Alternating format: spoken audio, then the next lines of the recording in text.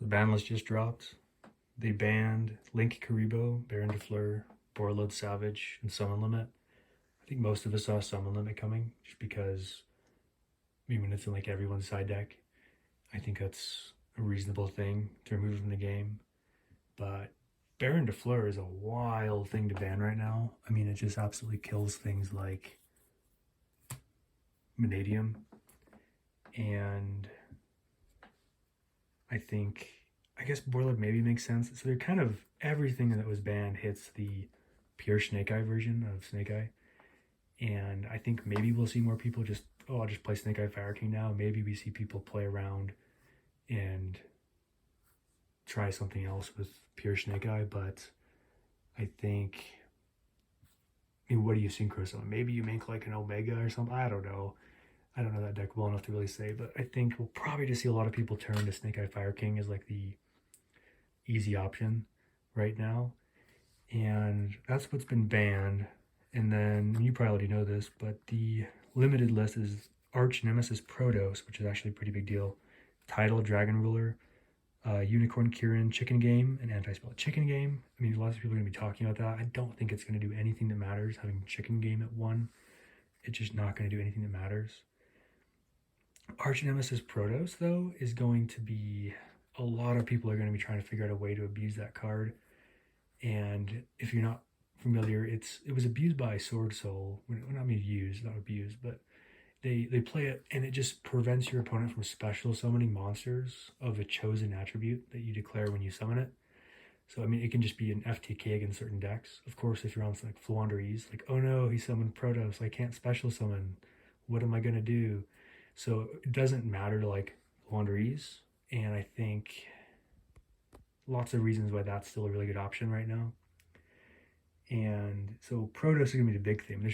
It went from like $4 to $50 on TCG Player, which I'm sure it's not going to stay there, but I think a lot of people are looking at Protos as something that they can play. You know, it's kind of in the same category of something like, you know, Gimmick Puppet Lock. And you can actually turbo out Protos pretty easily with there's like a level 4 Nemesis monster, and then you use Cupid Pitch, the level 5 synchro. So you can turbo out Protos in like, I mean, you could probably do it in like Brave Synchron or something like that. So that's something you might see, except the same decks that are going to be doing that lose Baron de Fleur. Basically everything that benefits from having Protos loses Baron de Fleur. So like Sword Soul, oh man, I get Protos back, that's crazy. But you also lose Baron, which I think is a pretty big deal, because all of a sudden, I mean, Sword Soul is basically Baron de Fleur, Cheeks Out Pass, right? So losing Baron is a really big deal for them. So I don't think Sword Soul is really going to matter. There's going to be people playing it, messing around with Protos. Whereas I think with Protos, there's got to be another deck where it makes more sense, where you can turbo it out using Cupid Pitch, searching the level 4, and then... So anyway, there's some potential there, but not in Sword Soul. But that's going to be one to keep an eye on. Again, it just doesn't matter for Flouandereeze. So people who find out this combo for turboing out Protos, and then they are at the YCS, and then there's just a Flouandereeze matchup. I'm like, oh, dang it.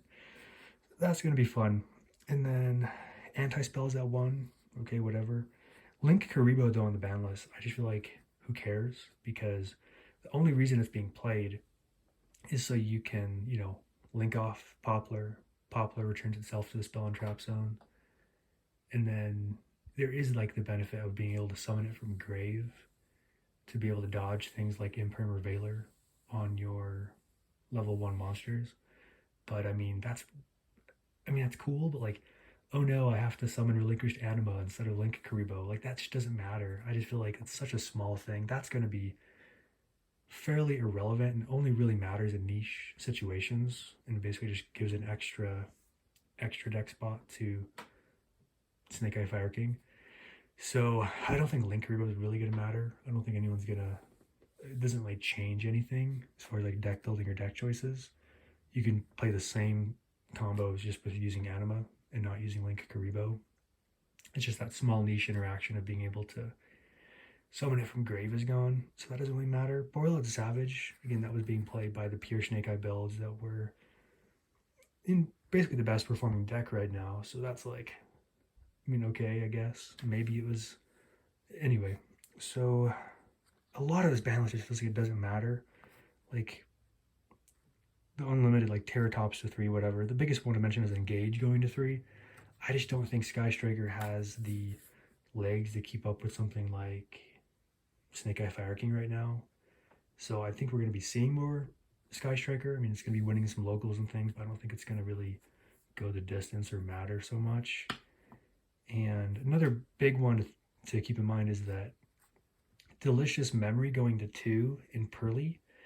It doesn't make like a massive difference for them, but it's definitely like it's definitely not nothing. Like it's not like game changing, but it's definitely really big.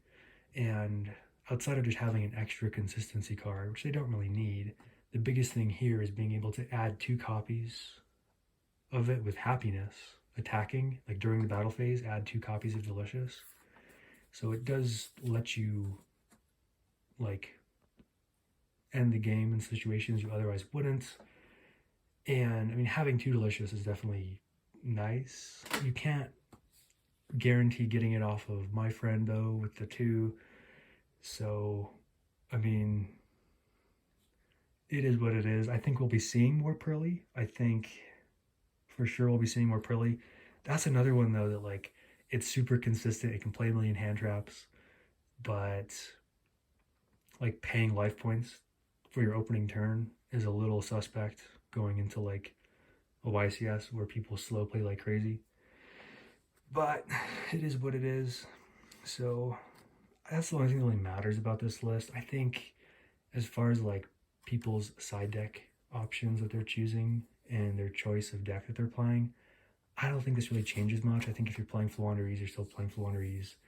It kills some like rogue stuff like Vanadium, and I don't think we're going to be seeing. I don't think you should be playing Sword Soul. I think people are going to try and find out that it's really not that good without Baron.